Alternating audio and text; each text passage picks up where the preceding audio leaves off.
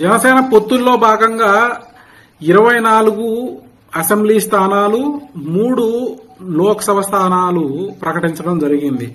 ఇది తొలి జాబితా. మళ్లీ జాబితాలో ఎన్ని వస్తాయి అనేది మనం చర్చించే ముందు కొంతమంది దుష్ప్రచారం మొదలుపెట్టారు. ముందుగా పేటీఎం కుక్కలో ఇది హడావిడిగా ఇప్పుడు అకౌంట్లో డబ్బులు ఎక్కువ పడాలి కదా, ఇంకెక్కువ మరుగుతాయి. దీన్ని జనసేన సానుభూతి పరులు, జన సైనికులు నిరుత్సాహపడకండి. ఎందుకంటే ఇది ఫస్ట్ లిస్టే. పోని మనం అనుకుందాం, లేదు మనకి 24 వస్తున్నాయి అని అనుకున్నాం. మనం ఇప్పుడు 0 నుంచి 24కి 24 కొట్టే దమ్ముందా, అది కొట్టి చూపిద్దాం.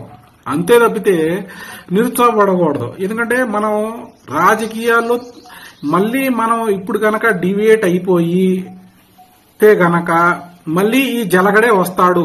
ఇక రాష్ట్రాన్ని అభివృద్ధి దిశగా కాదు, ఇక అప్పుల్లో ఆల్రెడీ కూరుకుపోయి ఉన్నాం. రోడ్లు సరిగ్గా లేవు, ఉద్యోగాలు లేవు. ఇంకా నీ ఇంట్లోకి వచ్చి కూర్చొని ఇది కూడా నాదే, నేను ప్రభుత్వం ఉన్నాను, నువ్వు బయటికి పోవంటే ఏం చేస్తావు? ఒకసారి ప్రతి ఒక్కరు ఆలోచించాలి, కామన్ పీపుల్. అంతేగాని పవన్ కళ్యాణ్ గారి డిసిజన్ తప్పు అనుకోవడం వాటికి అది పొరపాటే. ఎందుకంటే మన ఈ 4.5 సంవత్సరాల్లో మనం జనసేనకి ఎంత నిలబడ్డాము, ఎన్ని కార్యక్రమాలు చేశాము, ఎంతమందిని మనం జనసేనలోకి తీసుకురాగలిగాం అనేది ఒకసారి ప్రతి ఒక్కరు ఆత్మ పరిశీలన చేసుకుని మీరు విమర్శించండి. అంతే తప్పితే ప్రాక్టికల్ గా ఆలోచిస్తే మనం ఎన్ని గెలుస్తాము అన్న అది అధినాయకుడికి తెలుసు. అంటే మనం ఎంత చాప ఉందో అంతే విస్తరిద్దాం.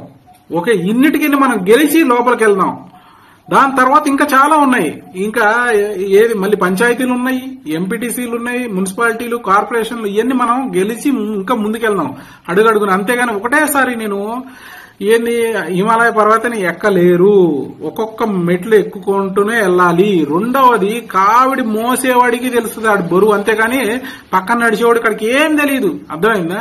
నువ్వు కూడా మోస్తే నీకు తెలుస్తుంది. ఇప్పుడు అధినాయకుడు ఆయన డిసిజన్ ఇంతమందిని తీసుకెళ్దాం అనుకుంటున్నారు, వాళ్ళందరినీ తీసుకెళ్దాం మనం ఫస్ట్.